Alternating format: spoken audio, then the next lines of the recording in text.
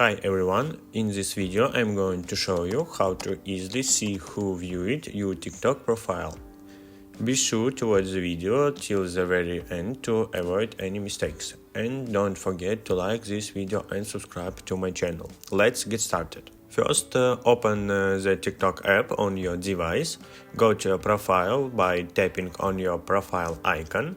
Tap on the three lines in the top right corner to access your settings. Select Setting and Privacy. Then tap on Privacy. Scroll down to the bottom where you will find the Profile Views option.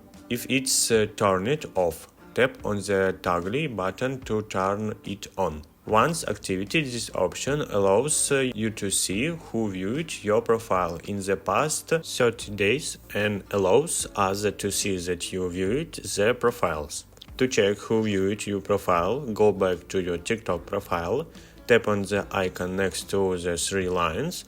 This will show you this user who viewed your profile in the last 30 days. Keep in mind that it only shows users who visited your profile while the option we just turned on was activated. And that's how you can easily see who viewed your TikTok profile. Thanks for watching.